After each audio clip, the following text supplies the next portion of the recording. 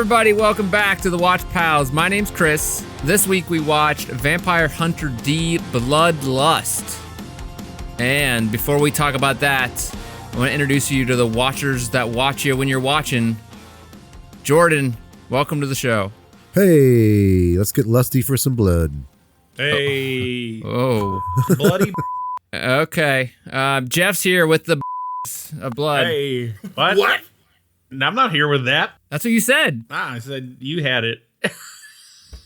Hey, if the shoe fits. Brian, speaking of shoe fitting, Brian's here. He can't find shoes. I like to suck on your neck with my teeth. Daddy? You get it yet? Well, we watched an anime this week. Is that considered an anime? First one, Yep. yeah. Because the other movie wasn't an anime. No, it was not. What movie? Spine of Night. Spine of Night. Oh. So we watched the anime this week. The first one, Vampire Hunter D Bloodlust. Brian, you're not in charge this week, but Jordan is. Jordan's in charge of this week. This guy's trying to Uno flip me over here. We should do that. Surprise. Someone picks the movie and the other guy has to do it on the Like, spot. whoops. That'll be a whole season. A season on wackiness. Mystery card. Be like a Zorro season. Spin a wheel, it lands on Brian every time. Oh, no. Oh, no. It's like, I wasn't paying attention. It's like in class when you get called on, you're not paying attention.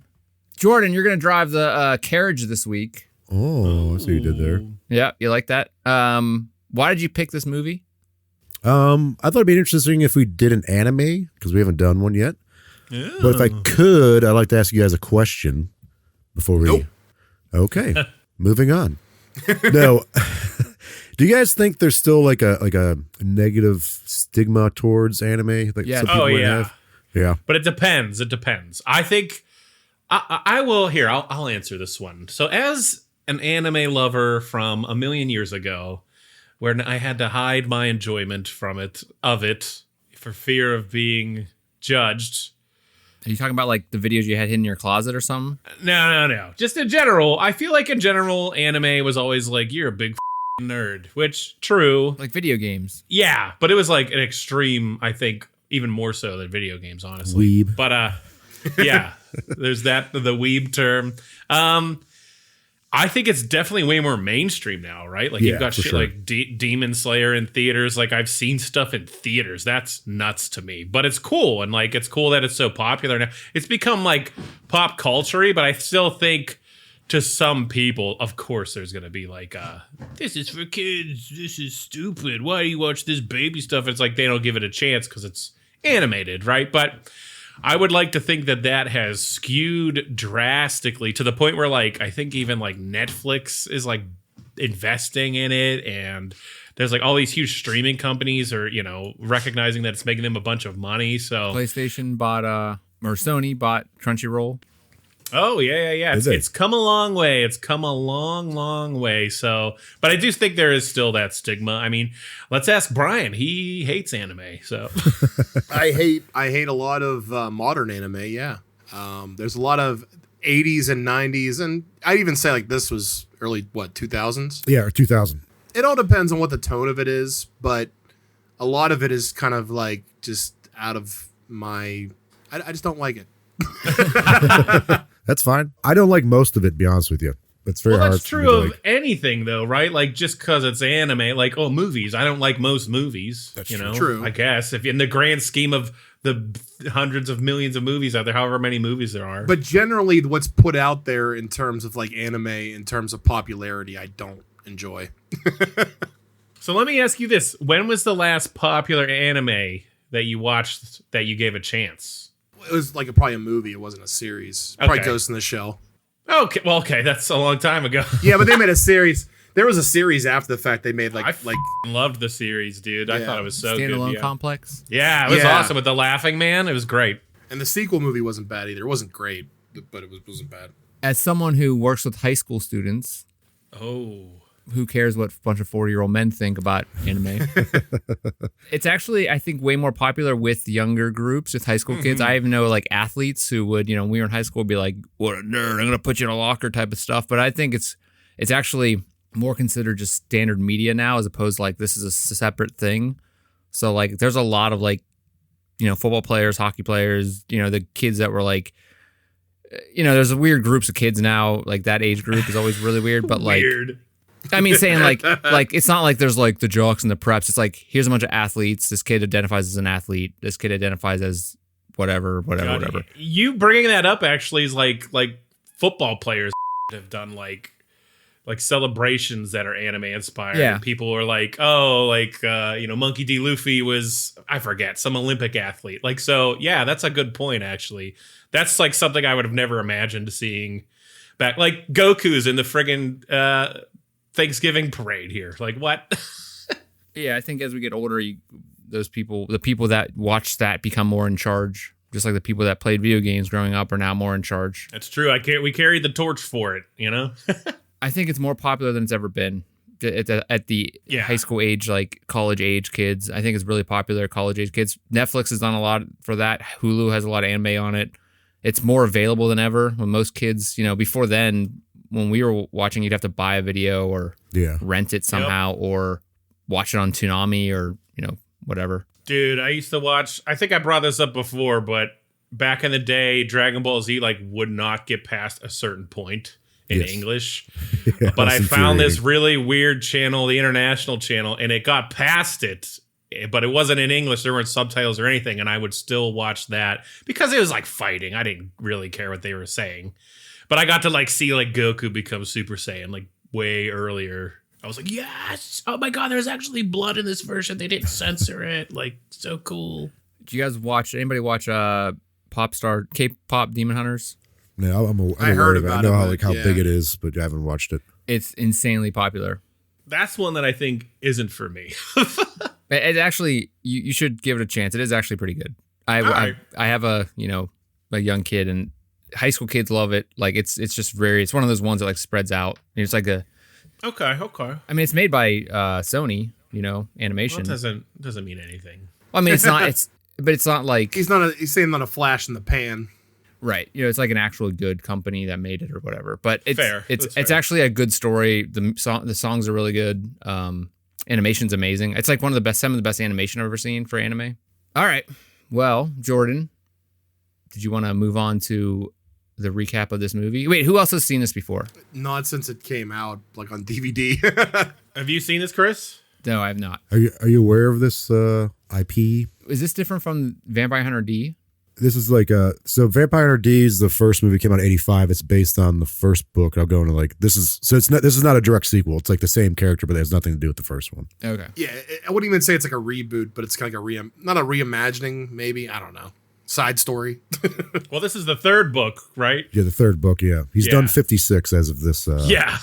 I think I saw Vampire Hunter D back in probably high school, but I thought it was this one, but it wasn't. So okay, when I started watching, I was like, whoa, wait, I don't remember this, and then so I never saw it. So yeah, actually, it's funny you mentioned the first movie because the first movie. So this is based on a series of novels. I also thought it was based on a manga, but it's a series of novels. There's 56 of them as of the time this writing. It was written by, I'm going to butcher all these names, man. Hideyuki Kikuchi, I think is how you pronounce it. Kikuchi. Kikuchi? Kikuchi. Kikuchi.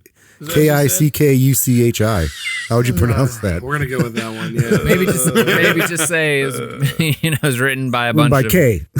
It's written by K. Written by a talented yes. Kikuchi, probably.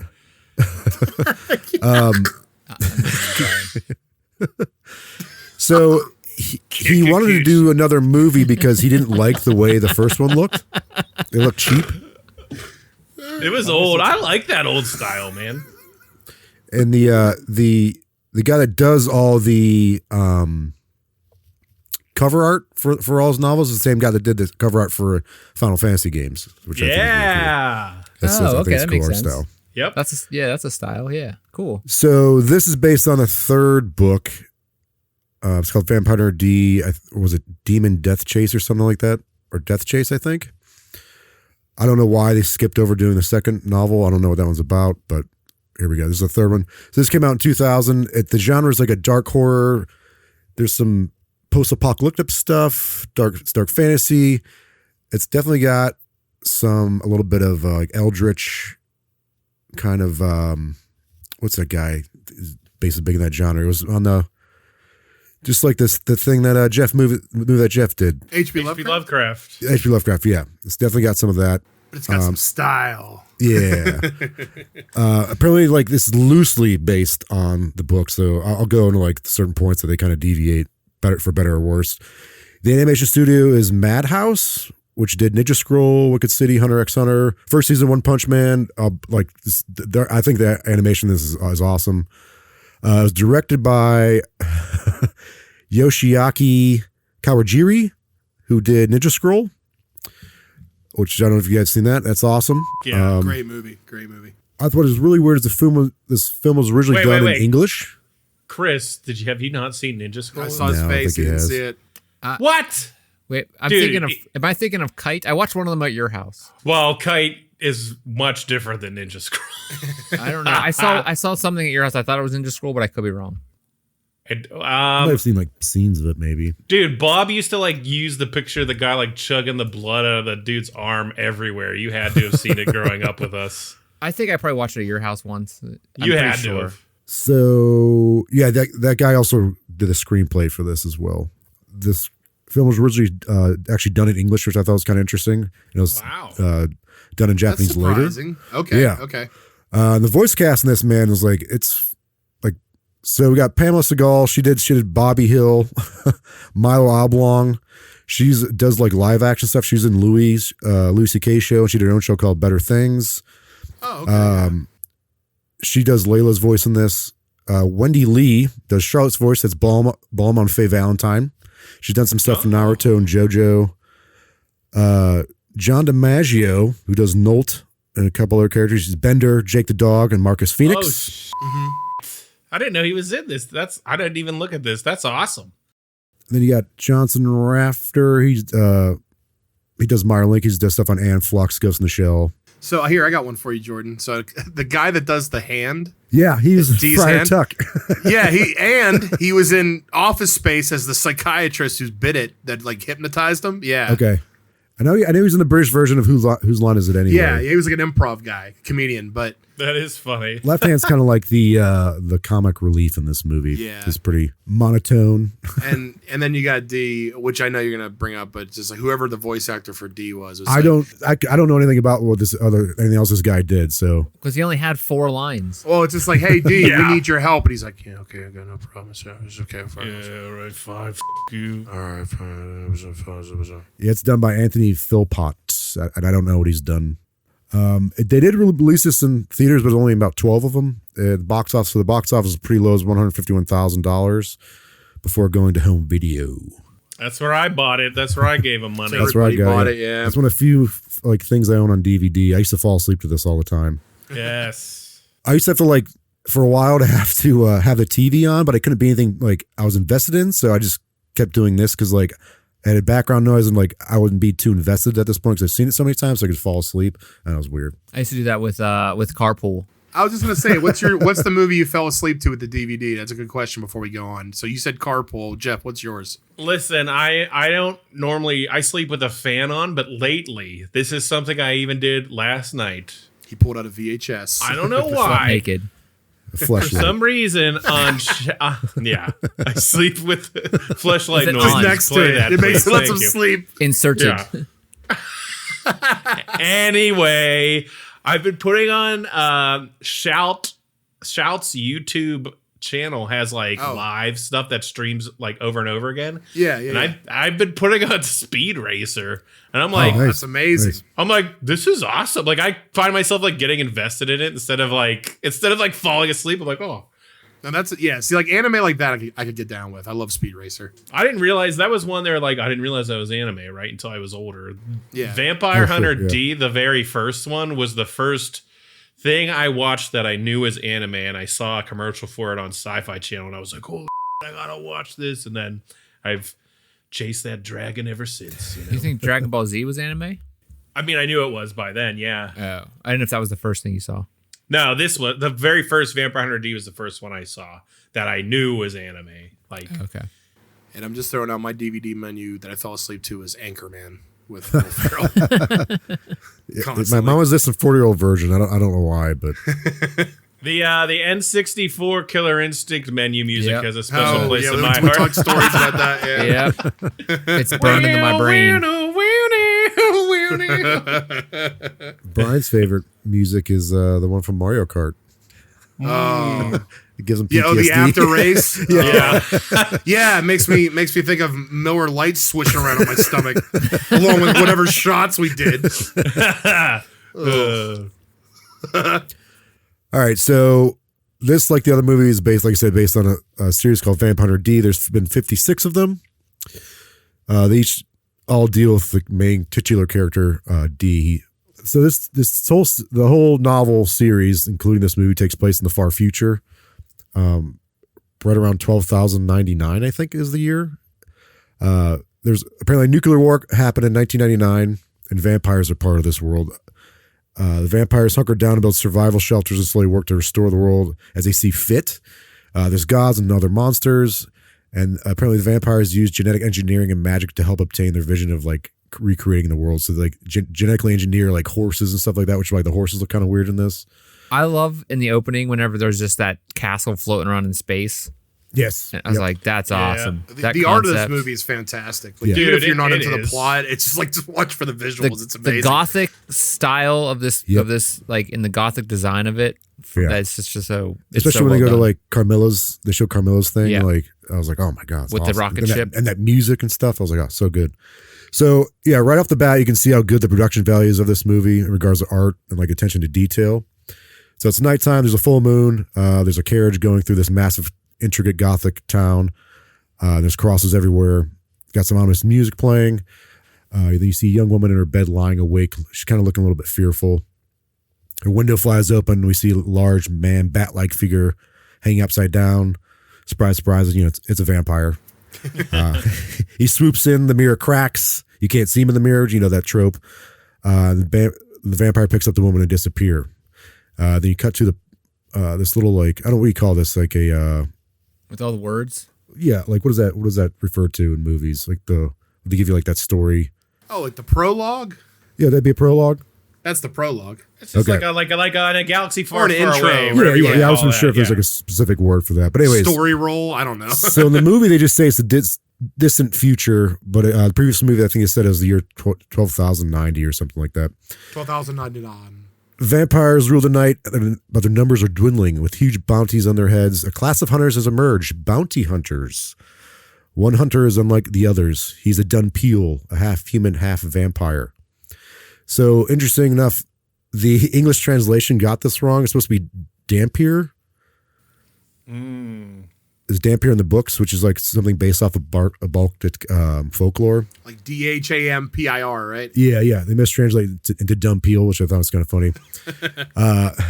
At war with himself, feared by all, tortured and alone, he is Vampire Hunter D. And this is all done over a scene that's in space, showing some floating wreckage of structures, or what appears to be like the castles or something like that. You kind of find out later on what that actually is floating in space.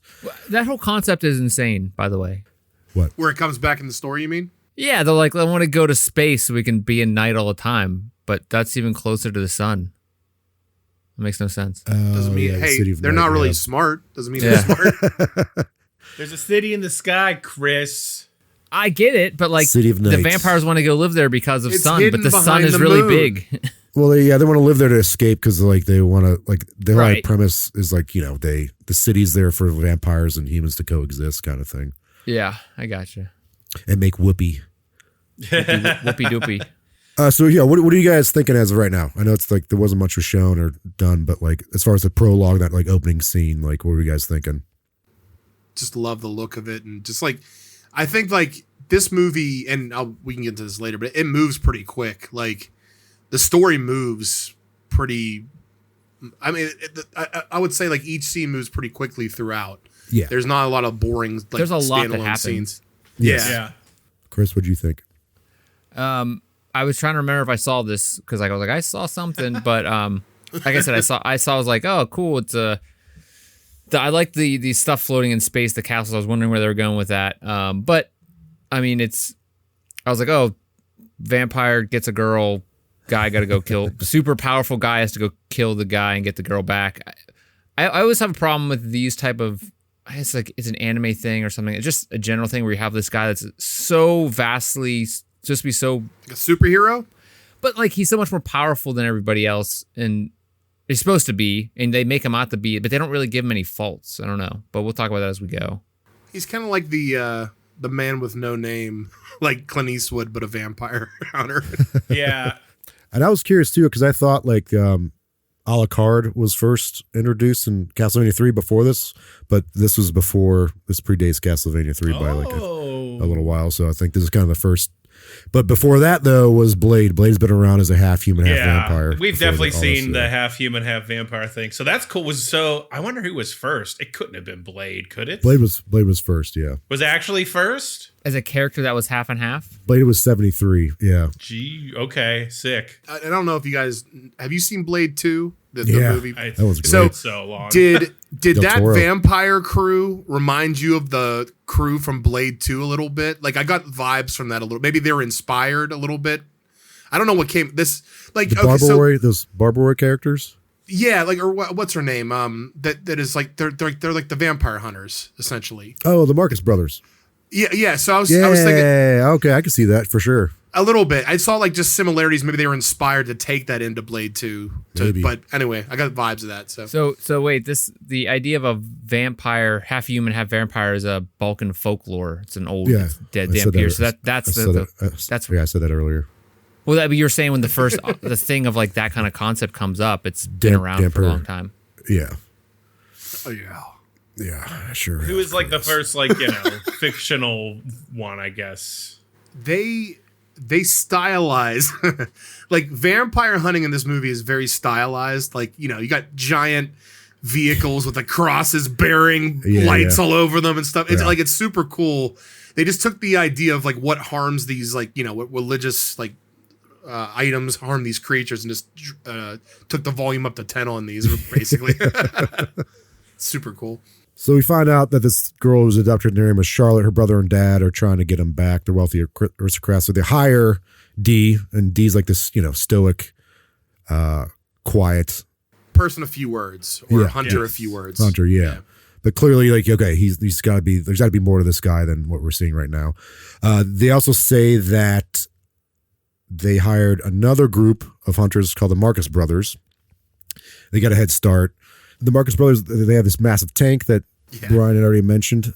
They arrive in this town and they see that this town has been already taken over. They're already in pursuit of Meyerlink.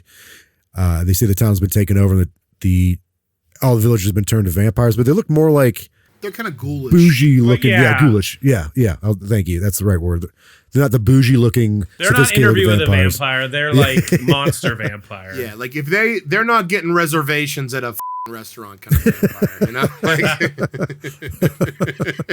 you needed a, like, where's your dinner jacket, pal? Yeah. Hey, buddy, put some shoes on. Yeah.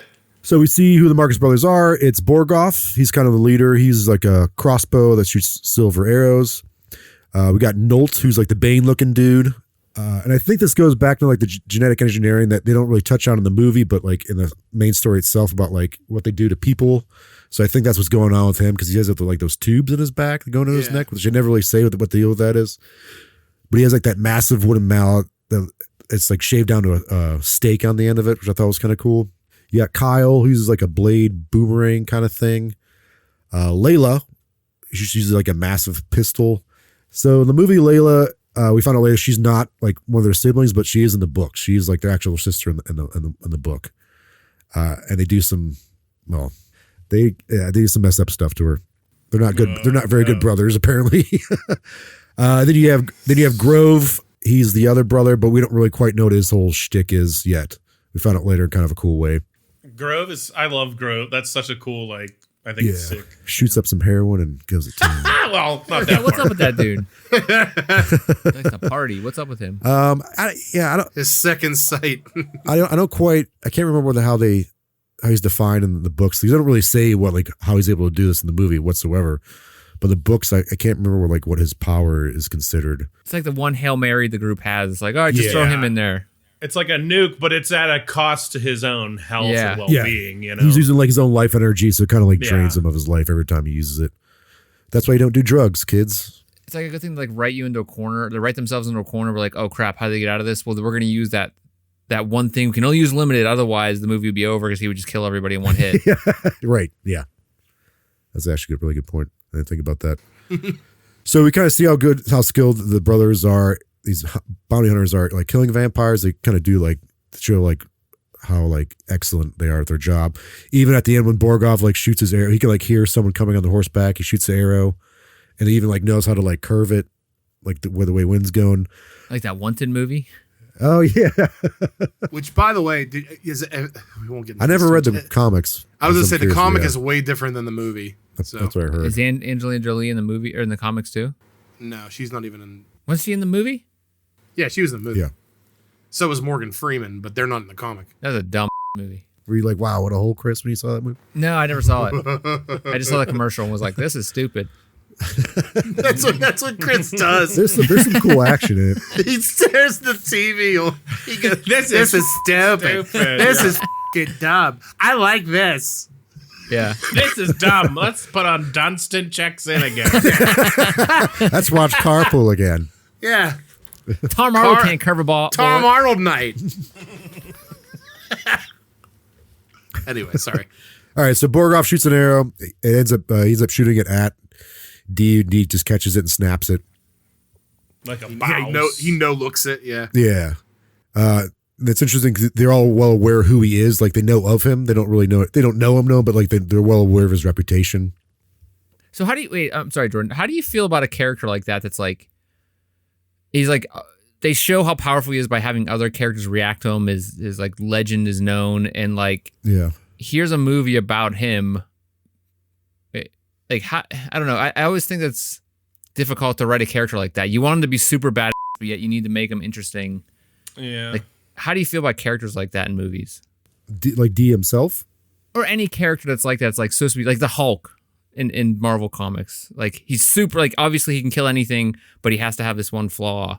Oh right, yeah, like Superman, like Yeah, like Yeah, they had to give some kind of flaw for him. But does D even have a flaw? Yeah, dude. He does. Yeah. Well, I mean, we see he can't stay out in sunlight, right? Like, even though he can be in it. So we see that.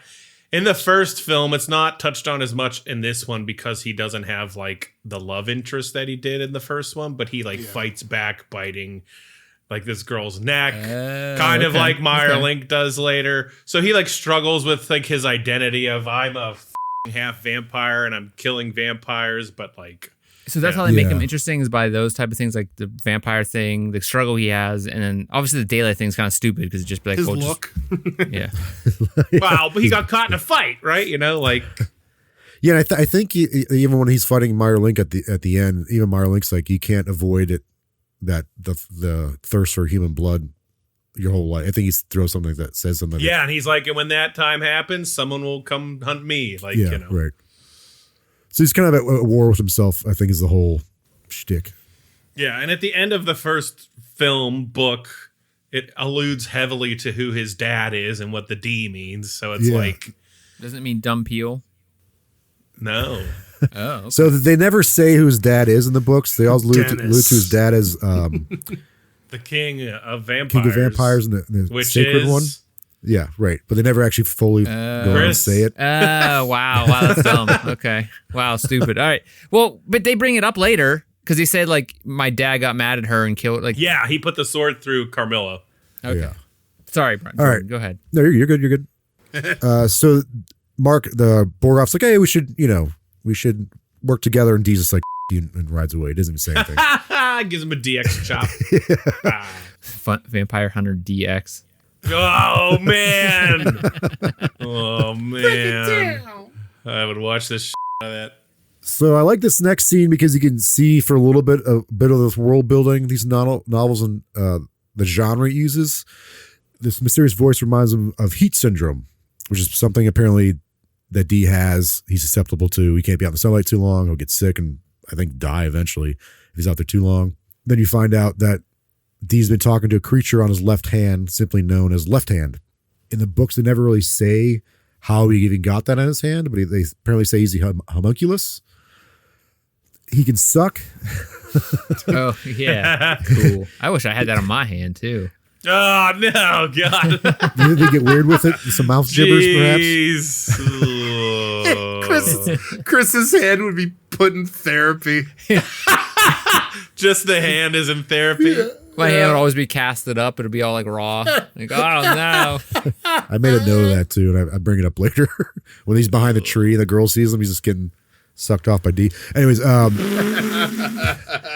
so apparently, like, he can, what's in his mouth is like a pocket dimension, and he can like fire things back. He can like weaponize whatever he sucks in and like weaponize it. He also is able to like heal D apparently with some stuff. He like if he eats dirt. Yeah. So he's witty and goofy while D is more like tame and stoic. D arrives at a vampire safe house, and it's like a glass mirrored building, so like to hide it. It turns out that Meyer Link's in there. He uses left hand to like puts left hand on like the walls to see who's in there, how many people are in there, find an exit.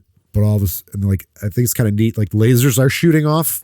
The eyeball lasers. Yeah, D's just like walking and flicking stones, and like it's a laser shooting the stones. It just shows you like how many times he's done like this. His knowledge of it. He's like a Brothers Grimm type of like bounty hunter, you know. He's apparently been alive for like thousands of years, I think, at this point too.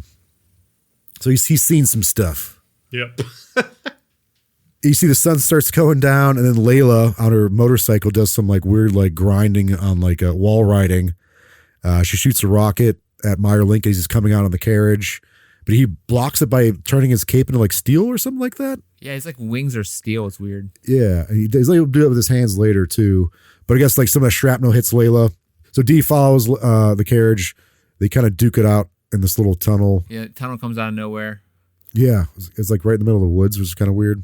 This vampire guy, Yeah. the Meyer Link guy, he's like super bad at the beginning of the movie. Then he's kind of turns into a little the rest of the movie. Calms down. He's just such a whiny little baby the rest of the movie. I guess like in the books, he's from like his name's Meyerling. Something his last name's Meyerling. They just made it Meyer Link, but he's come from he's a noble. His family rules like a certain sector of what's left of the world, and their like family is known to be like they don't look at humans as food; they look at them as equals. So I mean, that might have something to do with it. I don't know. But he's like just murdering stuff, like, you know, doing all that stuff in the tunnel and everything, and he's like so tough. And then like you're like, oh, they're gonna have this crazy fight later. And then it's just like he's just such a little the rest of the movie. He didn't murder anything in the tunnel. He just fought with D. Like he's really tough though, and like the way he fights is very like. That's because they're setting it up like this is him. He's just saving the girl from the vampire again, right? Like it's the old. They do the old switcheroo where, oh, she actually loves this vampire guy, and he's not a bad guy. Switcheroo, like, yeah. So they're still playing that, you know, trying to trick you at this point. Yeah. So Meyer Link, he knows who D is. You don't know how, but I guess he just assumes he's able to like sense that he's not human or vampire. He's like a mixture of both, maybe, because I don't think they've ever met before. So they're duking it out. I think D's about to strike Meyer Link, and then Charlotte yells out for him. So he's like, oh, that's kind of weird. It distracts him, so he gets knocked off the carriage. I did like that, like as he's like sliding on the ground, he's using his left hand, and left hand's like, and he's like basically sliding his face on the ground. Right. He's like, that's kind of weird. Like, why would she call out for this guy? If, you know, if she's been abducted. Yeah. Yes, exactly. Yeah. So, anyways, D goes back. He sees Layla. Layla calls out for mother, and he's like, oh crap, I guess I'll help her. So he takes care of her injuries. They kind of go on their own way. He goes on doing his thing. Layla gets picked up by the Marcus brothers. Is this when they get to the city? Oh, but yeah. So the brothers, they're riding their tank, and they see that the carriage has stopped. Meyer's carriage has stopped, kind of like in the middle of nowhere. And so Nolt, Kyle, and Borgoff get out, and they're like, all right, let's attack it. So was it Nolt? He slams a big like hammer, and it becomes like this big black cloth. Borgoff shoots arrows at it. Kyle throws his like weird boomerang stuff. Is there a raid party from WoW? Yeah, we got it. Yes. They all use their powers. You hear this voice in the shadows mocking them for coming there. Like they're right outside the city of Barbaroy, which you find out later is like the city that's full of like monsters and demons and stuff like that. This guy's voice is so good. He's like the Joker almost, but not quite. Yeah. Like later, it's like 3 against 1. How unfair. How unfair. Yeah. 3 against 1. So we find that whatever this dude is, this creature is, he's able to like move through the shadows, and he pulls out this big sword and stabs the shadow of Nolt. And Nolt is standing there, and they come running over, and you see blood just like pumping out of his chest, which I thought was kind of cool. So he's dead. He just dies there where he stands. He says like watch the shadow or something before he dies. Yeah. Yeah. So then Dee's again. He's doing his own thing. This is where he arrives at the city of Barbaroi. He believes that Myra Link has sought refuge there. He's allowed entry and is greeted by an unusual man. They don't give him a name, but he's called the Barbaroi Elder, and he's the one that rules the city. I guess he's in the corner of the books. He's been around alive for like thousands of years as well, just like D has. And he says he's like I've seen many a done peel, but none like you. And he calls him handsome and gets kind of weird with it. Yeah, he's like, I like your kid. He rather have a little unicycle. Yeah, he's like, see you later. I'll do a little circle for you. We find out that someone who's unnamed at this point, has paid him and the Barbaroi $100 million for the safe passage of Meyer. And I guess they've been protecting vampires for thousands of years, and he won't change anything, even for Dunpeel. He then announces that Dee can't leave alive. So Dee's like, all right. And you can see how kind of confident Dee is. He's like, I forget what he says, but he's just it'd be a shame I have to kill so many of you or something like that. Yeah, just total bad. Yeah. Starts to pull his sword out slowly. Like, yeah. okay. And we see on top of Meyer's carriage are three of the Barbaroi. You don't know who they are, but one of them is Bengi, the one that like attacked and killed Nolt. The Marcus brothers are watching from afar, and they're planning on sending Grove in. So we finally get to see what Grove can do. One thing I like about this like story so far is that they have this world that they're not explaining, but it's super like interesting. Yes. There's all these different things, and we've talked about this before, where like the world seems like there's other crap going on. Obviously, because of there's so many books, I'd imagine that he has so much written, probably that they can just jam these little things in. But like this whole city, this Barbaroi city with all these demons, they don't even explain what it's about. They just like And they don't have to. Exactly, but detailed, that's interesting. That's like it makes it feel like a deeper story, a more interesting world. Yeah. Yes. Yeah. We finally see what Grove can do. He gets shot up. We don't know what he's getting shot up with. He comes floating into the city, like a I don't know, like a ghost angel, like an astral fairy projection kind of thing. ghost. Yeah. He's high as That's what's happening. Yeah, he's chasing the dragon. Yeah. Oh yeah. He is the dragon.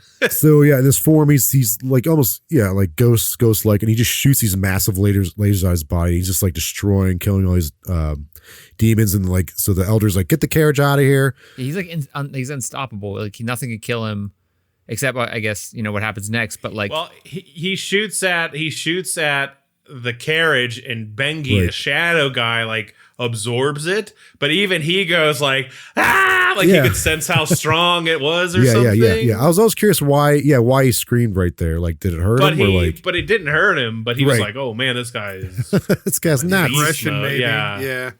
So Grove goes after the carriage, like Jeff just said. Dee comes riding up. Grove just like decides to go after Dee, shoots some lasers. Dee dodges him and slices Grove right down the middle.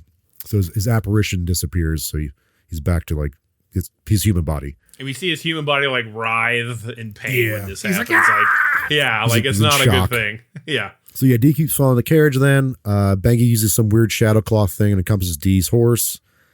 It falls and just busts open on the rocks. It's kind of gross. He does like the cat's cradle thing or whatever. Yeah. I don't know what the heck that is. I think he goes to attack the cloth goes to attack Dee. Dee tries to cut it, but it encompasses him instead. Meanwhile, the Marcus brothers fall up to the carriage in their tank.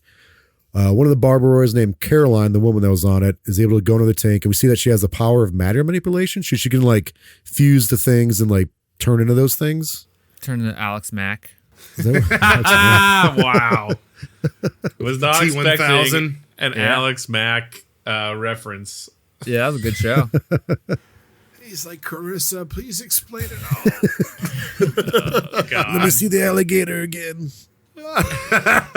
Didn't she have a pet alligator or crocodile or something like that? She had a pet brother, Ferguson.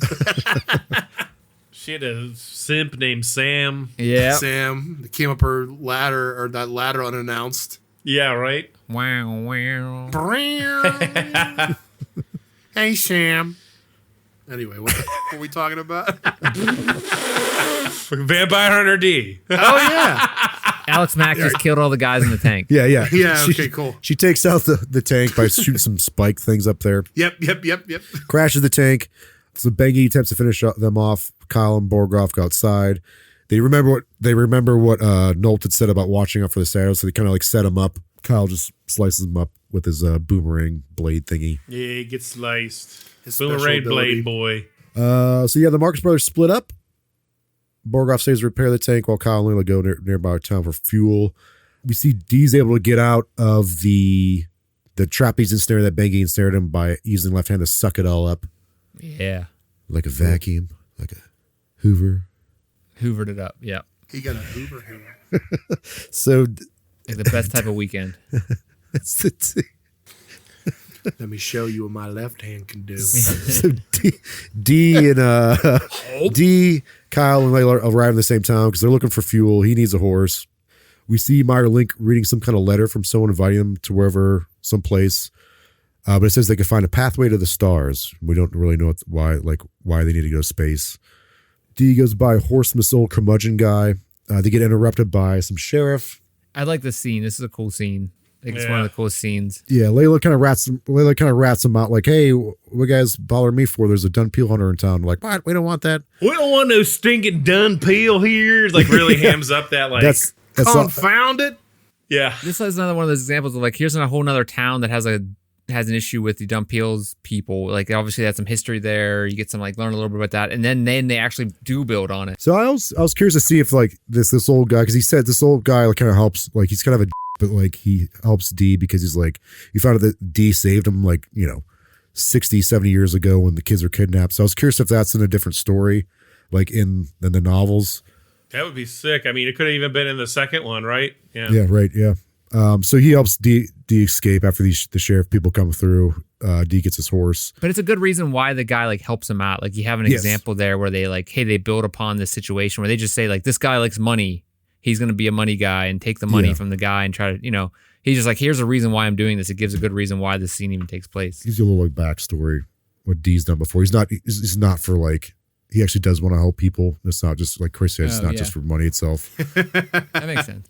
So meanwhile, Link and his group, they kind of pull over to rest their horses. We find out the third barber boy, Mashira, he's a werewolf. I guess. Yeah, Charlotte leaves the carriage to wander around. This is daylight, by the way. Oh yeah, Myra's like, leave her be. Yeah. She misses the sunlight. Yeah. Well, at this point, you still don't know Layla. Like this, is it Layla? What's the girl's name? Charlotte. You don't know that Charlotte like is actually in love with him still. So you're like, why? But you're starting to connect. You're starting to connect some dots. I feel like, oh, she cried out for him. Oh, he's just letting her hang out. Like, okay, like something's up. So yeah, they're around they're in a lake area. Charlotte goes off on her own. Dee and Layla catch up to her, and they kind of like scold. Like Layla scolds her, like slaps her around for being an idiot. I think, is this where she says she loves? Yeah, I think she tells Dee this. And then Layla's like, what an idiot. Yeah. You love a vampire, you stupid. She slaps her. Suddenly, though, Caroline attacks while Mashira grabs Charlotte and escapes. Layla gets booted into the water. I think she gets like choked out and like kicked in the water. But unfortunately, at this point, Dee has been in the daylight too long, and left hand tells me he has to dig a hole, which I think is kind of funny. Like you got to dig a hole to like get out of the sunlight. Yeah, bury yourself. Yeah. Yeah. But he's fighting against Caroline. Yeah, and he's like feeling the effects. Yeah, Caroline, she transfuses to a tree. Full tree form. Yeah. Yeah. I like this fight scene. I think it's one of the most interesting. Yeah, it's pretty cool. They give him like they hamstring him with the sun stuff, so it makes him be able to be beat. So she's like up in the tree, and they're like tree form. She's about to attack. She's hair form too. She's all hairing it up. She shoots out some like wood spikes. He cuts those in half and just lops her head off. And her head like is like hanging. Yeah. It looks so cool. Like Medusa looking. Yeah. But then her eye goes, and she's still alive, even though her head's been cut off. Right. At this point, it starts to rain, I believe. It starts picking up a little thunderstorm, starts coming through. Layla sticks around. She's getting ready to leave, but she ends up helping Dee dig his hole. They're hanging out underneath a tree. This little like tree fort thing. She's like, all right, you got your hole. I return the favor. She gets ready to leave. But then she gets attacked by Caroline. Gets like Caroline's hair drags her up the tree. She's like hanging there. Layla throws a knife at her head, like right in her head. And again, she doesn't die. Sticks her. Yeah. But luckily, like I said, it's raining. A thunderstorm comes through. Lightning strikes and hits the knife and just like electrocutes Shatters. and burns. Yeah. Just annihilates the tree too while it's at it. So that was cool. I guess in the book, she's also a dampier or dumpeel or whatever. She's a goddamn peer. She done peeled it. Caroline? Yeah. She has the same abilities, somewhat similar abilities, but she's a dampier. How do you pronounce that? Layla ends up sticking around. They have a little heart to heart. She says how some boohoo sob story about her mom being a vampire or something like that. My mom sucked a vampire's Now every night I cry blood. So, yeah. Her mom was turned to a vampire in like the town she grew up in. They stoned her mom to death. So now she's like, I'm going to hunt vampires. Oh, wait. You got to mention the little promise they make. Yeah. Oh, okay. Oh, yeah. They do. There is an agreement made, though, that whoever dies first, the other person will bring flowers to the grave, which is something that comes up later on in the movie. Then we go back to Borgov and Kyle. They're able to deduce that Link's carriage is headed to the dreaded castle of Shaith, I think it's called. But they plan to trap Meyer Link's carriage on this bridge. That's the only way to get to and from that castle. So as the carriage is on the bridge, they set one of the bombs off, causing the carriage to stop. Kyle then goes to grab Charlotte out of the carriage, but she's obviously hesitant. She's hesitant to go because she says she's in love with Meyer Link. And this seems kind of like weird because at first you're originally rooting for the vampire hunters, but then like here you see like you get more sympathy for Meyer Link, Charlotte, and you kind of like, oh, these Marcus brothers are kind of like. Yeah, they're like laughing at him and burning in the sun. Yeah, because like they take her and he tries to come out of the carriage, and obviously he can't because daylight. That vampire trope. So he starts catching fire and he's like going towards Charlotte, and they're like laughing and they're like shooting. They shoot an arrow in his knee and he falls over. I think it's just like to portray that they're bounty hunters more than anything. It's like at the end of the day, they don't care what victims they were taking care of. Because they're like, he can die, then she can kill herself because she says she's going to kill herself. Exactly. We'll get paid at the end of the day. Yeah, we'll get paid either way. She'll kill herself. We'll finish him off.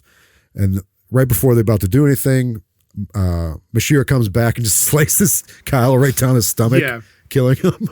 So do you think that the brothers are more of the enemy or like the antagonists of the movie? No, they're like in between, right? Like you love them and hate them. It's a debatable point. Yeah, exactly. Like, yeah, they're necessary to drive it forward, but at the same time, it's like their methods are unsound. So they're antagonistic, that's for sure. Were you bringing up the fact that like you think that you're feeling sorry, or you feel sorry for the other two, Charlotte and the vampire? Meyer Link, because they're mocking, like I said, they're mocking the two, and they're like, it's fine, just she can kill herself, whatever, we'll still get paid. Yeah, like the they say here is like brutal, like like wow. Yeah, when Kyle does die, you're like, oh, good. I kind of happy he died, like especially in that way. He just gets like sliced right down his chest, like whole body by Mashira, and then Borgov's like, no, he's like, I'm gonna kill all of you anyways. He gets ready to hit the kill switch, and he's about to jump off, and as he's like falling down, he sees like water coming from the river, and he's like, oh, the werewolf dude put the bombs in the water. So he's like, and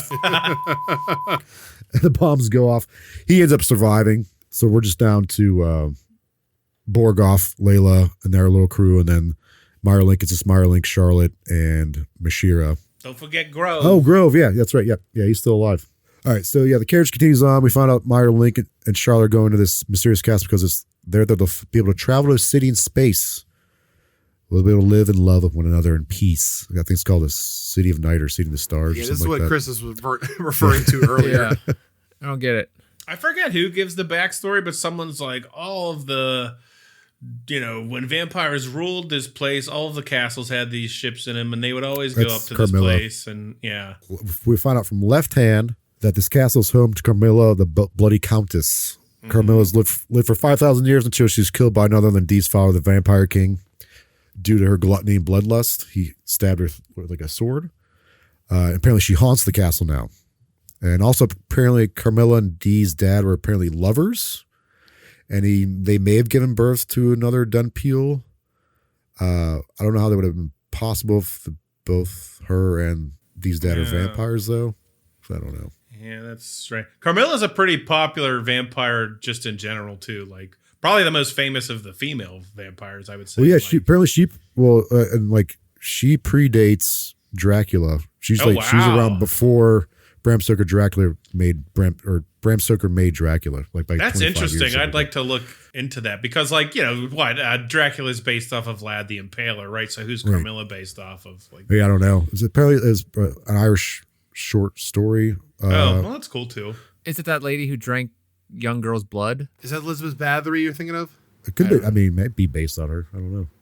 That's the one you're thinking of that used the bathed in the girl's blood for youth or whatever. Yeah. Oh, Elizabeth Bathory. Yeah. Bathory. Okay. Often linked to the Hungarian Countess. If you ever saw Hostel Part 2, there's a reference to her in that movie. If you ever saw Outlander, she's in there Oh too. God, I actually have seen. I've watched the Outlander. entire series.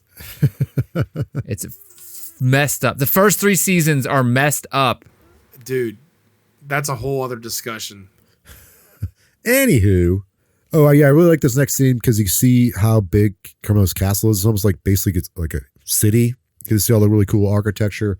I really like the music they're playing here with like the singers.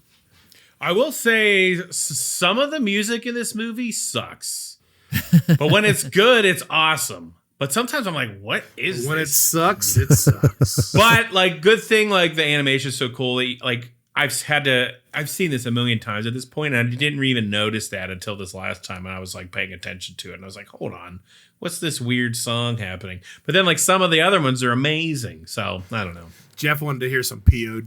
Did you? Did you like this song right here though? The With, like, the, yeah. Orchestra. Yeah, some of them were like spot on, amazing, like this slaps, and then some of them were like, sounds like someone just got Fruity Loops on their computer. And, Somebody was on SoundCloud. Do you think the Castlevania castle was based on this, or this is based on the Castlevania castle? I mean, there's a lot of overlap, Maybe. right? As Dracula, like it's just a different story. I think the castle looks like Bloodborne. Oh, for sure.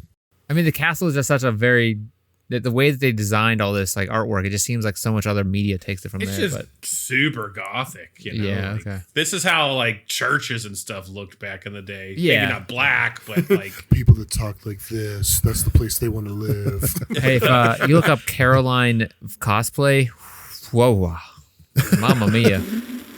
What you been Wowie, searching while you were wow. recording, Chris? I was just trying to see what the backstory was for Caroline, but go ahead.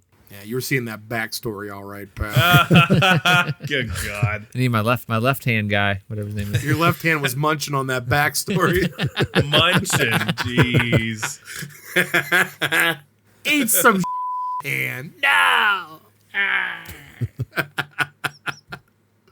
Anyway, where were we? Bloody Castle. Bloody Castle, very gothic. Yeah, so I thought that was a cool scene. The next scene, like I was kind of bummed in because it's Mashira and Dee fighting, and you don't really see the fight. You just see Dee cut Mashira, like Mashira finally turns into werewolf form, and I think that looks cool because it's just a massive head coming out of him. But yeah, he just gets cut in the head, and that's it. And I was like, that's kind of a bummer. Like I kind of want to see these two fight. I think it would be a really cool fight. It might be time constraint thing. That's what I was gonna say. You think it's just time? Budget, animating all that. That's a lot of the fights in this movie, though. Yeah, but it's drawn. The detail is so. There's so much detail that I can like let it slide. Yeah, no, I know what you mean. That's why they didn't do a lot of the in-depth fights. But it's just like so, like oh yeah, oh okay, well, oh sweet, oh okay. So yeah, Bashir's dead. Sets up for the Barboy. Bashir reveals that Carmilla's the one that hired the Barboy to protect Meyer and Charlotte. The and bring them to Barboy. her. After hearing this and hearing what Left Hand had to say about Carmilla, what are y'all thinking right now? Like, what do you think Carmilla's deal is? It's weird that she was like trying to get them there at this huge cost to herself. She's a ghost. It's just something seems strange because everyone's afraid of her, right? Yeah. Don't go in there. You're gonna die. Like, Yeah. But Meyer Link's like, she's a vampire. She'll help me out. So I don't know. I mean, I guess she wrote her letters and stuff, and he's blinded by his love for Charlotte. So who knows? Well, it just brings up this thing that they're like, I don't know. I didn't really understand what was going on with her. I don't think she really was an interesting character other than like the thing that got them all together. But like her environment was cool. I guess her backstory is cool, but it's just like she's so, I don't know. She just shows up for like 5 minutes in the entire movie and just like, that's it. She wasn't even in the novel, apparently. Oh, interesting. At all. Like her whole focus is like, oh, this is actually what's going on. This like person is like driving this whole thing or like, pulling the strings from the back, you know? And then I don't know. It's just kind of like she wanted to be resurrected. Right. Yeah. She was trying to get them there to be resurrected, not to actually help them. That's what I mean. Like, it's just so like, oh, okay. Oh, okay. Dead. All right. Well, I don't know. It's cool. I like the whole castle. I like the idea. Like, this is what's pulling them. You finally find out where they're going, why they're going there. You kind of get all that together. So it makes sense. But then it's just like another thing that just happens and is done. That's what a movie is. It's so quick though. There's no like build up to her. Well, she's like giving them all crazy illusions, you know, like Meyerlink and Charlotte, and they get separated, and she like kills him basically temporarily, and you know, just because you don't see her, like she's orchestrating all of this in her castle. She's like, okay. So Carmela assures Meyer and Charlotte that the rumors about her are untrue. And then she shows them the rocket. They'll take him to the city in the night. While alone, Meyer and Charlotte talk about some stuff. I think she's saying she's like ready to be turned to a vampire, but he doesn't really want to do that, I think. But then he's like, oh, I'll be right back. And he notices that D is coming near. He's nearby, so he goes to confront him. Shockingly, when he sees D, he sees that D is with Charlotte all of a sudden. And he says that Charlotte wants to leave with him. And Meyer looks all distraught. He's like, this can't be, you know, we're in love. And as he reaches for her, like axe comes flying out and just chops him right in half. And then you see D and Charlotte transform into bats, disappear. So clearly, you know, something's not right here. It's a house of illusions. Yeah. Meanwhile, the real Charlotte is summoned by Meyer through a mirror. He's on like some big staircase. The real D arrives at the castle, and he enters the room, which transforms a room full of blood. And he sees what appears to be his mother. You don't see his face, but it's his mother, who asks for his forgiveness. He's able to see right through this and see it's not real, so he cuts his mother with his sword. Layla and Borgoff have also arrived. They leave Grove back in the tank. The two of them split up. Borgoff enters some kind of catacombs and finds what appear to be his dead brothers, Kyle and Nolt, only for him to get impaled in the back by one of his own arrows, presumably like, hey. Killing him. He's like, oh, you guys are alive. I knew it. And he just dies. Yeah. Layla enters a room that turns into like a snowy hillside. She sees her younger self mourning next to a grave. Dee luckily saves Layla from her illusion before Chandelier falls on her. We found out it's Carmilla has been orchestrating all this illusions and trickery, trying to kill everybody. She mocks the two of them. When Borgoff shows up, we thought he was dead. Nope. He's been turned into a vampire by Carmilla. He's either about to turn or torture kill until Ghost shows up to save the day. He injected himself with heroin on his own, and he kind of like hugs Borgoff and like self-explodes, killing them both. This is like the final time Grove could do this, like presumably because like this whole thing's been killing them him. Not to go in. He's like, don't go in there. What's wrong with you, you dumb? Like, now I'm going to have to explode. So yeah, he's dead. That's like the last time he could do that because you hear like the machine flatline in the tank. He took Borgoff with him. Pour one out for Grove. He was sick. There's a lot going on in this whole section. Like, it's just like, boom, everything's popping off. People are dying, living. It's all happening at the same time. So yeah. Charlotte's in the mirror. She's embracing Meyerlink. He's what she thinks is Meyerlink. She's like, oh, he's about to turn me into a vampire. She gets bitten, falls over, and we see like all this blood is coming out of her. It was Carmilla. She wanted Charlotte's blood for her own resurrection, and all that blood is like running up to like this old like sarcophagus. Thank you. Yeah. Like, and there's a sword sticking out of it. That's where her body is, where Dee's father stabbed her. Impaled her, yeah. I think this animation of the blood going up is so cool. Like the detail of it is so sick. And so while that's happening, Carmella's spirit arrives. It comes like through this like white big thing, and she's like kind of looking all sitting on lounging on a chair. She's using some kind of wind and like force lightning to like subdue D. We finally see D lose his calm demeanor and actually raise his voice, which sounds silly, but I think it's quite effective in showing what happens when he gets into his vampiric side. And it kind of, because he's always like, so monotone and like calm and collected, but like he finally sees us like, all right, like he's got his daddy side's coming out. Poppy.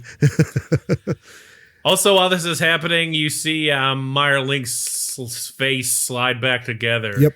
Yeah. It's just like, because after he got chopped down the middle, he's like, it slides back. Shifted.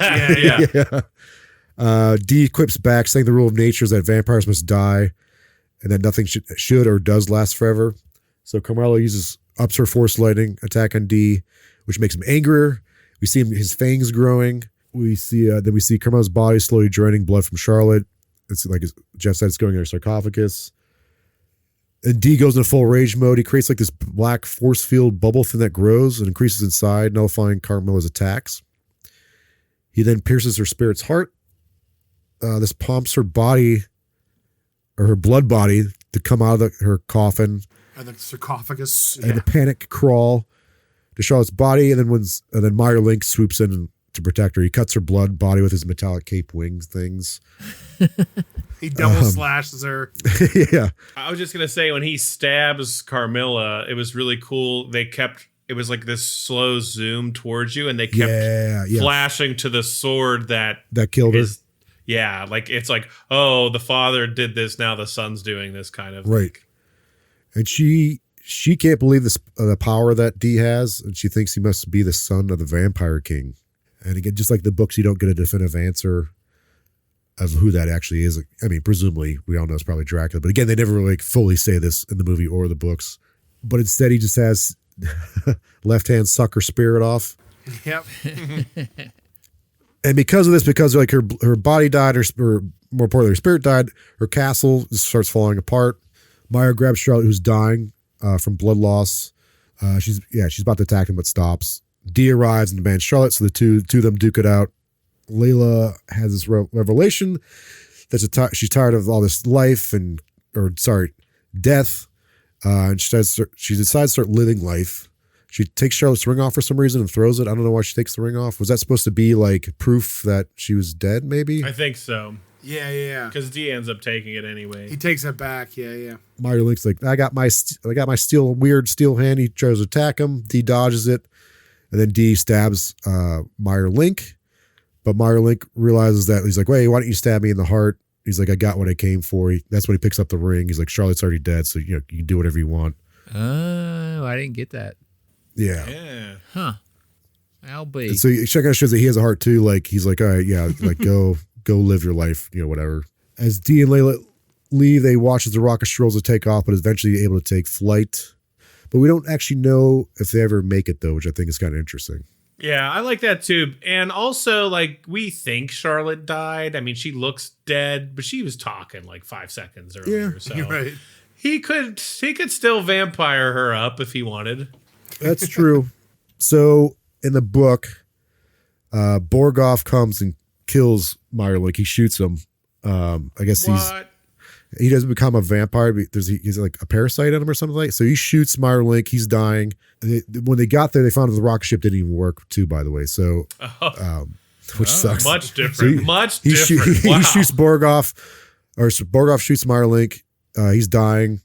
He has a steel hand, so Charlotte impales herself with it and kills herself. So they just die. Jesus. That's much darker. There's no hope in that one. Wow. Yeah. Where there's like a little like nice ending. Nice. It's still sad, but there's some hope. Some closure to it, yeah. So we see people at a funeral. There's a young girl attending who resembles Layla.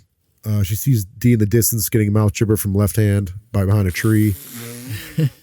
Mister, wait! She runs over to meet D. She recognizes him, who he is based on the story's ground meets to tell him. So it turns out that this is Layla's granddaughter. The little girl invites D to their house, but he kindly refuses, saying he's just fulfilling a promise to an old friend. That goes back to what the agreement they made earlier. She thought no one would be at her funeral, no one would mourn her death, and I'm glad she was so wrong. It was exactly. So he rides off left hand and just kind of teases about him dressing bad, which I liked. Yeah, he's like, that was nice of you. Also, you dress bad. Yeah, there's like a joke at the end. Yeah, no, that's it. Okay, well, thank you, Jordan. Let's go get a feedback now of the movie. Jeff, you want to go first? It's awesome. Okay. Elaborate? No. I mean, so like I said earlier, Vampire Hunter D, the first one, was the very first like anime I ever saw that I knew was an anime, and I loved it. I thought it was so cool when I saw it. I probably saw it a little too young, but whatever. But then when I found out this was coming out after having liked that so much, I was so hyped for it. And it didn't disappoint. It's one of my favorite animated movies of all time. It's got to be like top 5. I'm honestly not sure. It's got to go between like this, Ninja Scroll, Ghost of the Shell, Akira. Like those are all up there. I mean, Cowboy Bebop movie. You know, if I haven't actually sat down and ranked them, but like they're all top 5, top 10, easy. I think this one's like top 5 for me.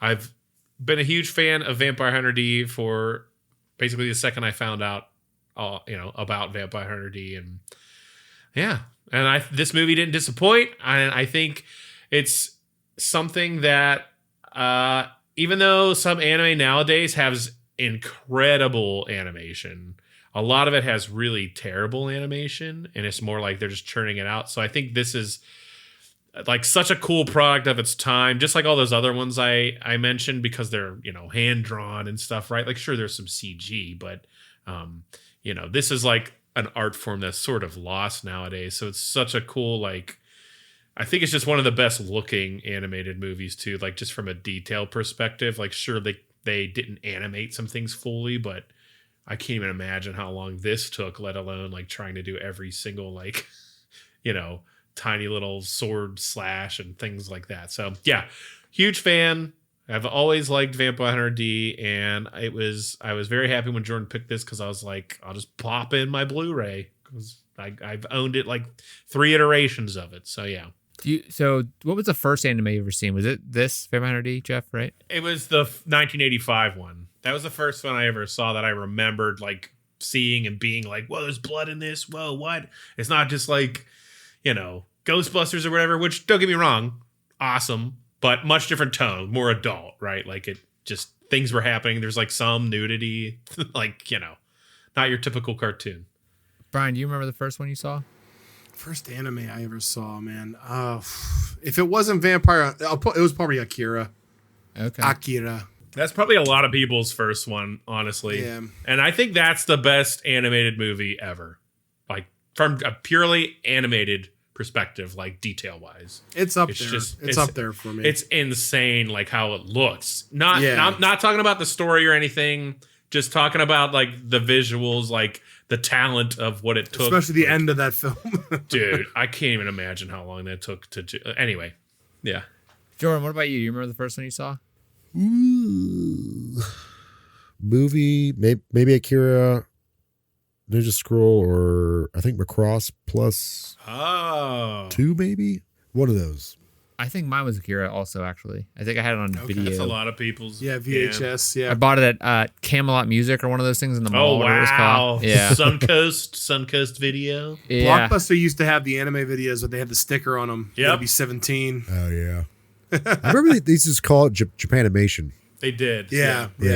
Wasn't that on a channel or a section on a channel? Sci-Fi Channel had Saturday Anime. That's where I saw Vampire Hunter D for the first time. And I saw a bunch of weird, cool ones like 8 Man After. Wow, I haven't thought about that forever. That one was super cool. Like, there were so many weird ones they played on that. It was such a gateway to like me liking so much stuff I like still to this day. So, what was the Cartoon Network one? Was that Toonami?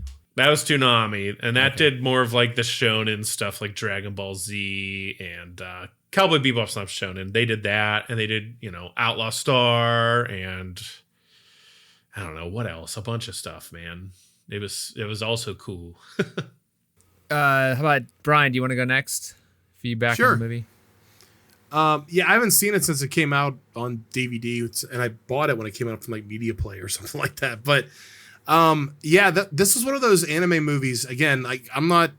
There's a lot of anime I like and a lot of anime I don't like, but this is definitely in the category of anime that I like.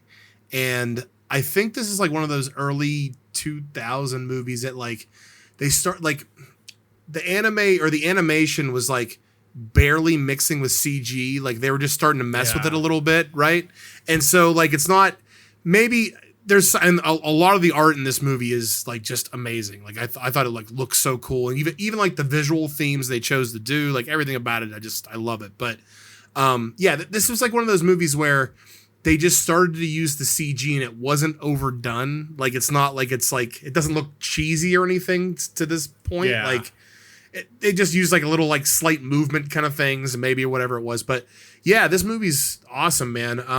I think that it's definitely like more action packed than the first one. I mean, that goes without saying, but in terms of like visuals and stuff like that. But yeah, I think it's like an awesome follow up. Like it's not necessarily like Jordan said, it's not a sequel, but it's next in like the arc of like Vampire Hunter D, I guess you could say, in like terms of movies.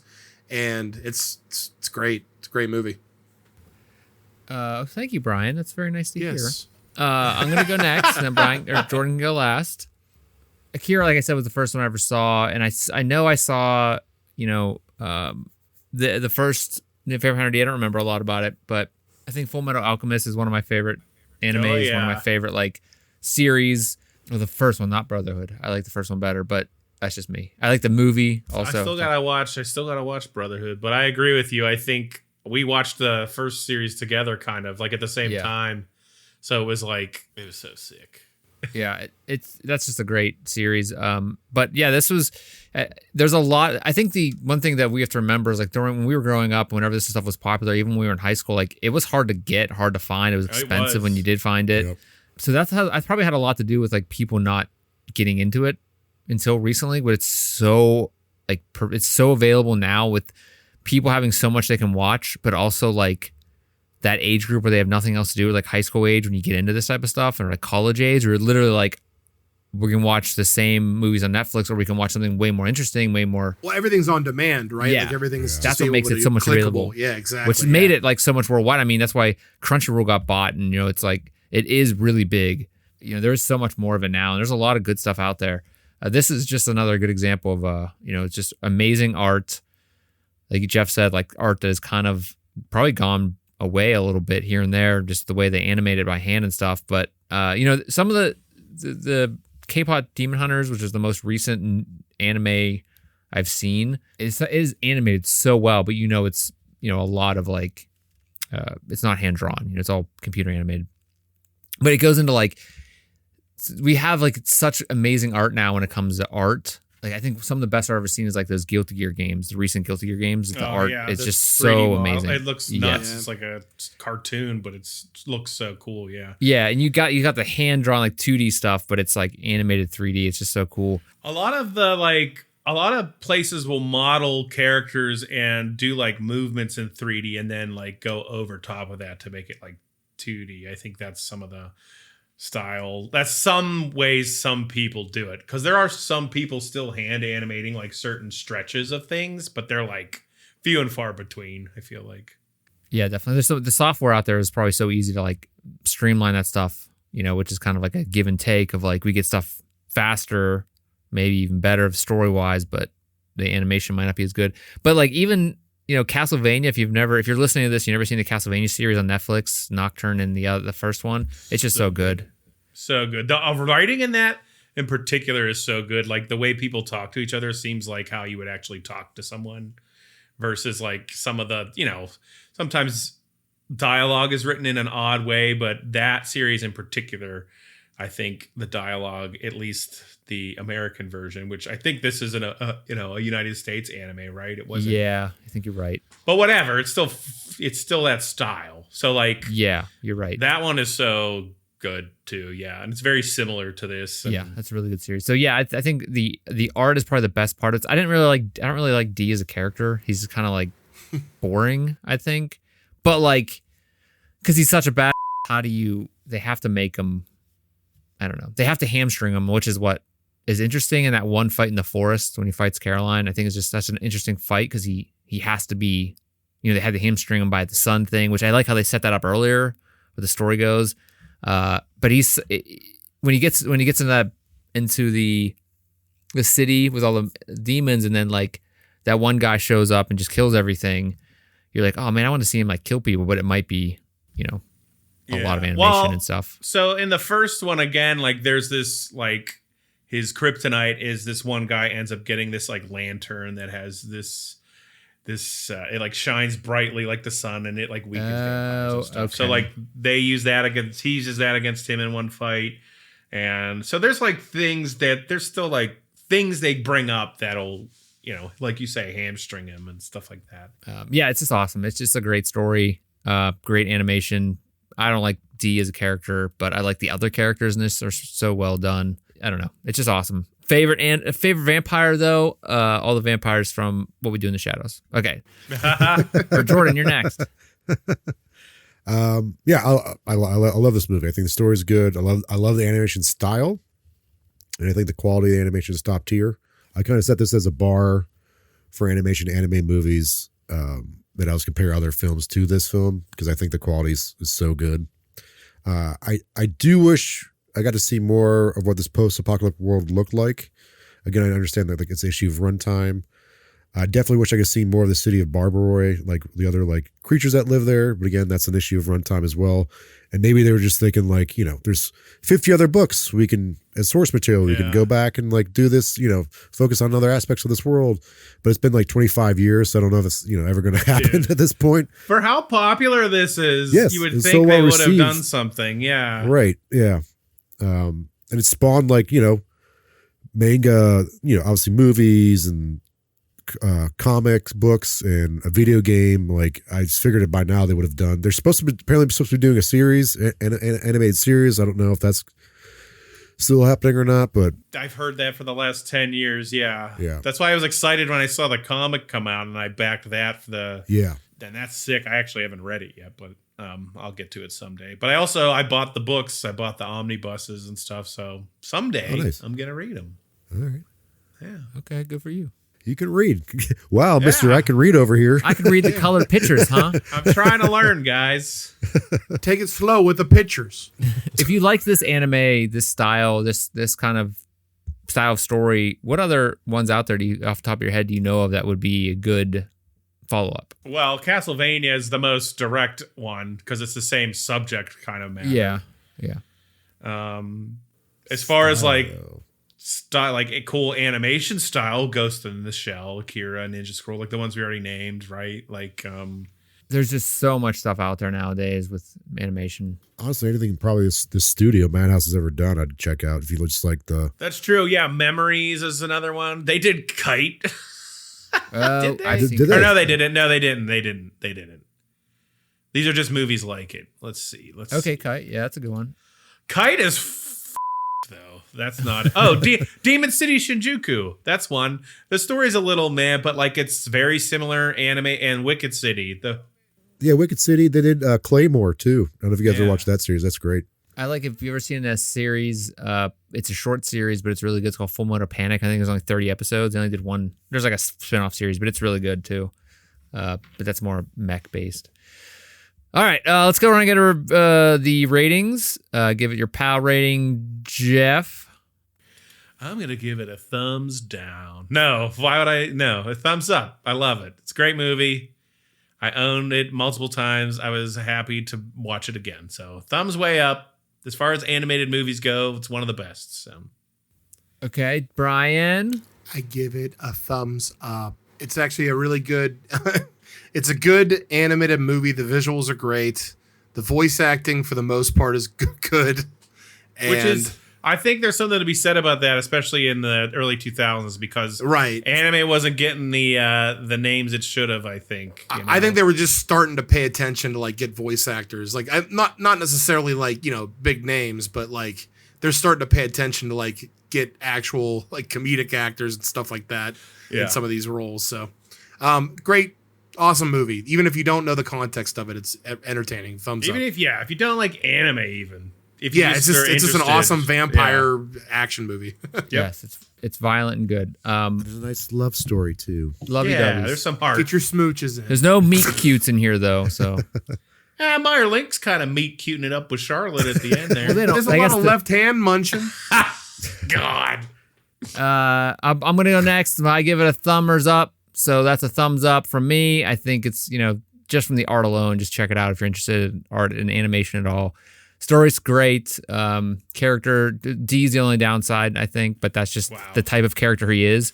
But the hand does a lot. The left hand is like the thing that is the character in some cases. You know, it's kind of his. I don't know. If they didn't have the left hand, it would just be. I mean, that's like a brilliant idea on their end.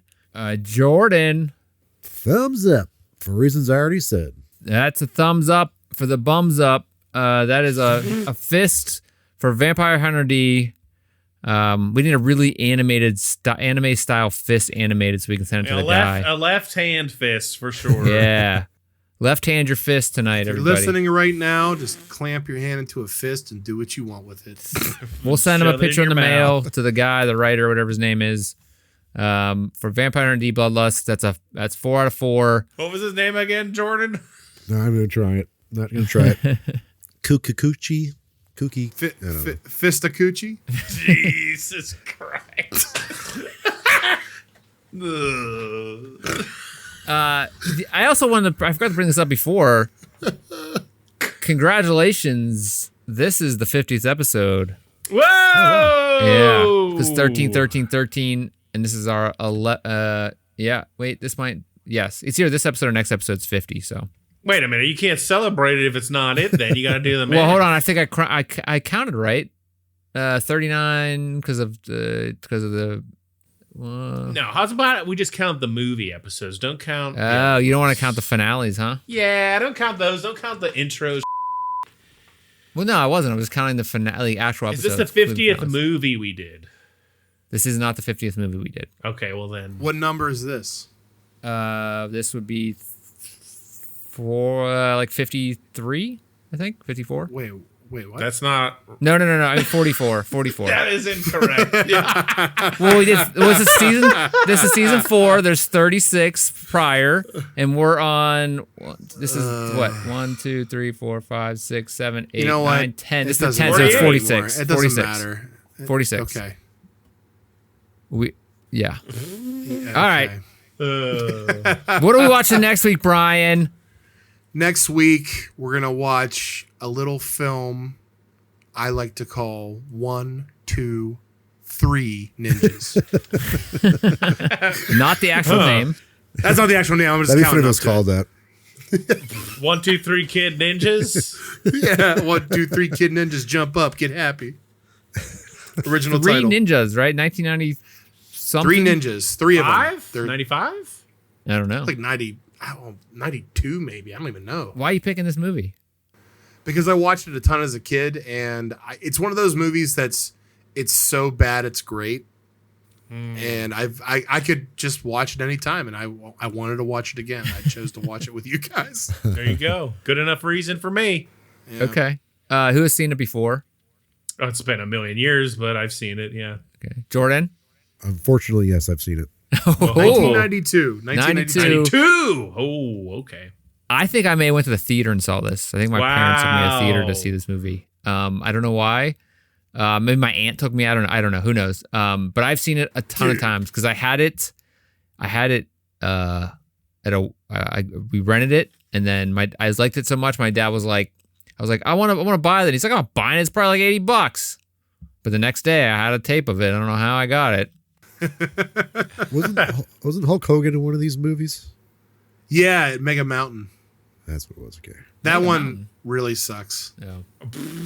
Which one is that? Like the fourth one. Third or fourth. 4. There's adults by then. Well, let's talk about this in the next episode because Okay. I've seen more than one 3 Ninjas movie, Oh, so we can get into this. I've seen Kick Back. Yeah, me too. Yeah, I love Kickback, and we could talk about that too. But I did not want to do the sequel move to you guys, so I decided to go with the original. All right. Was Surf Ninjas a sequel? No, but also that's great. its own entity. Yeah. Okay. That All is, right. yeah. And that also sucks.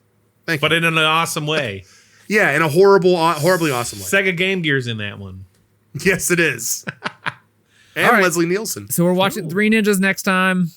And if you could do us a solid and leave us a comment, podcast platform of choice, please connect with us on social media. That really help us out. Please go listen to us on any social media platform of your choice, any podcast platform of your choice. That'd be great if you're not already. Maybe listen to us a couple of different times. It doesn't matter. Tell your friends, tell your enemies, tell your parents. Send them a link. Send it to your boss too. He'd probably like it, right? Send him a Meyer link. Yeah.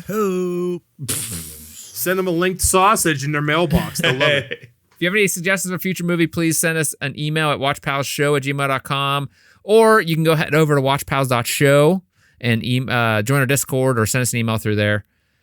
We'd like to thank Ben Miller for his logo art, and we would like to thank every one of you out there, especially the pals here. Thank you, Brian. Thank you, Chris. Thank you, Jeff. Hey. Thank you, Jordan. Yeah. And thank all of you out there in Watchland. Till next time, please set your watches for the next episode of the Watch Pals. Good night.